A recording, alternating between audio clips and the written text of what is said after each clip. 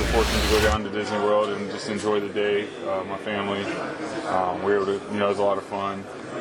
And then just getting back here, just to see the excitement, running into people, and just, I've seen a lot of people crying. It's been a long time coming.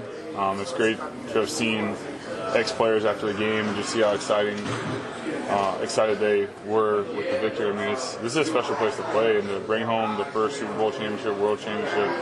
We're all, it's really special to be a part of it.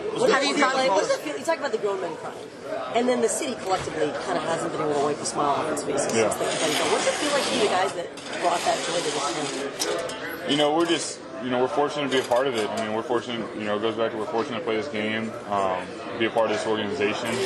This organization does things the right way, so it deserves this. The fans deserve this. It's been a long time wait, and it's really cool to be a part of it. It's really cool to see the joy in everyone's face. Just lifelong fans, hearing how long they've waited for this moment. That's something that's really, really special, and you can see as you go around this locker room, any player will tell you it's really awesome to be a part of. What made you suggest that's really special to Doug as you ran towards him on the sidelines? In the game, we had talked about that situation, and the great thing about Doug is he's always going to listen, and I don't know, it just came to me. It just felt like the right time, and it's ultimately his decision, so he can say no, but that's the great thing about him is he has confidence in his players, he has confidence in me, and as y'all saw, I've seen the replay, the mic'd up. It's really cool that you just get to see a little insight into our relationship. There's a lot of trust, a lot of faith, and it was really cool to go out there in that moment and execute and get a touchdown right there. How much? The plan was to save it to the second half, is that correct? And why do you think that maybe now was the time?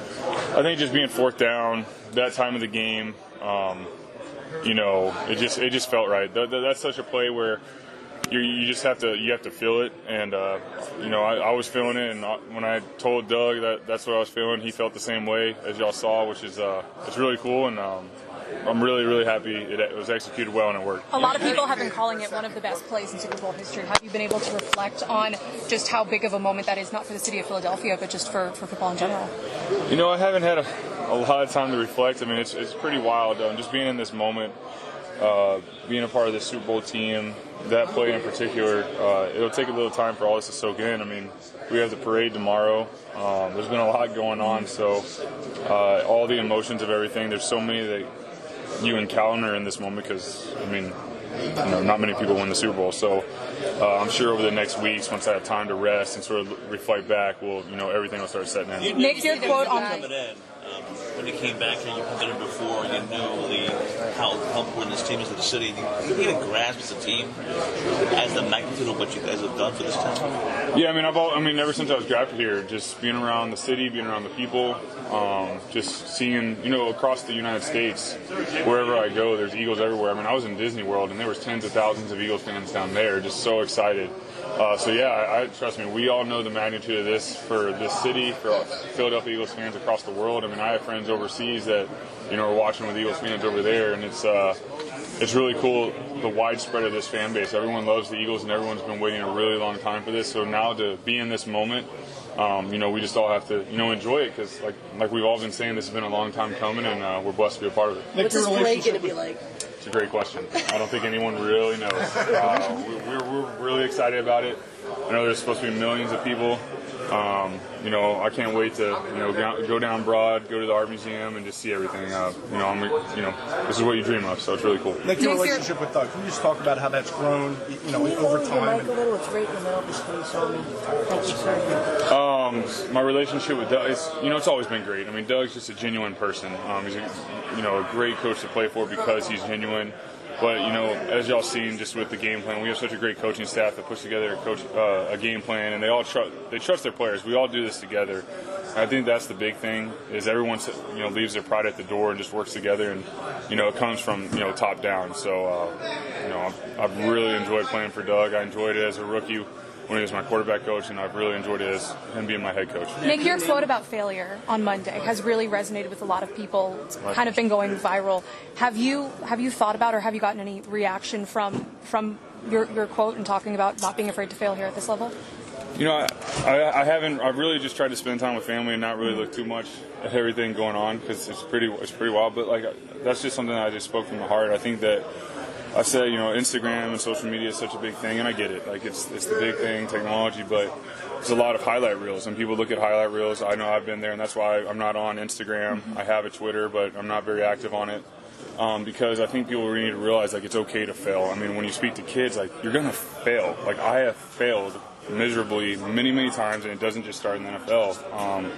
But you get back up, you learn from your experiences. I mean, I had a great example of my dad. Knowing his story, where he came from, that always resonated with me. I mean, he didn't graduate high school, and just what he did with his life and how all those failures led him to who he is today. And it's like any one of us. I mean, we're all going to fail, but it's how you get up, it's how you handle it, and you grow from it. So that's really the message, because I don't want kids looking at me and saying wow, I don't know how I'll ever do that. Anyone can do this. You just have to have faith. You have to not be afraid to fail, and you can do anything. So, Nick, so much about the closeness of this team. That's something that starts from the top down. It really did help, it seems, at least, to get you guys where you are. Yeah, I mean, when your team's close, when you see the excitement here, obviously the Super Bowl, everyone's really excited. But it all started from the moment I got here. I got to see the closeness of the team. A big reason coming back here was I knew a bunch of the guys here. I knew that this team would be a great environment. But that's big when you get into games where, maybe it's not going well on offense and the defense has your back, or maybe it's not going well on defense and the offense has their back. Teams don't turn because there's that closeness, and that's how you win games in the playoffs. That's how you win games during the season in the fourth quarter. It's that, relationships in the locker room that are built because, not everyone's out for themselves. Everyone's playing for the guy next to them, and that's something that isn't everywhere. And it was, that's the atmosphere here. So, we're all very fortunate to be a part of this atmosphere. Take a couple more questions for Nick. Nick, when you didn't get sacked Sunday, 163 rushing. What's it like playing behind these guys, and why are they so dominant? They're the best O-line in football. I mean, they're the greatest group of guys. I mean, y'all have interviewed them just to see their personalities. Just athletically, I mean, they're O-linemen, but they can run, they can move, they're powerful. But I think the big thing is it goes back to what we were just talking about with relationships. They all get along, they're all in sync. I mean, you got Jason Kelsey, who's the best center in the league, one of the smartest football players I've ever played with. I don't know how he sees what he sees, but he's amazing. Watch him go out on runs. You got, every single one of them. Unbelievable, and I can't say enough about them. Because the O-line anchors an offense. If you don't have an O-line that's good, you're going to have a tough time on offense. Well, the reason our offense was successful was it started up front with them, with our running game, and then everything else came off that. So, we saw the NFL film clip of you talked about it, suggesting really special. He hesitated for a second or two before he said, "Let's do it." What was going through your mind in that second or two? Do you even remember? No, not really. I mean, I just was waiting to hear. Like I said, it's his call. So I wanted to just give him a recommendation, and I think I've watched it back. It goes back to, it just shows you our relationship where I think for some reason I said Philly. So I looked at him like, well, that's just probably in the moment. I bet he just had to resonate. What is he talking about? But then he realized. But that was a really cool moment in that game, just to go out there, run that play, and Doug to have faith in us to execute it. Because 4th and 1, that's a big point in the game. So that's a momentum. Yeah, but not only 4th and 1, but he had the confidence to run it with an undrafted rookie running back taking the snap, to a third-string tight end, to the backup quarterback. I mean, can you even talk about the guts it takes? I think everyone's trying to wrap their head around this team right now. And I think this team, I don't think one person picked us to get past maybe the first round of the playoffs.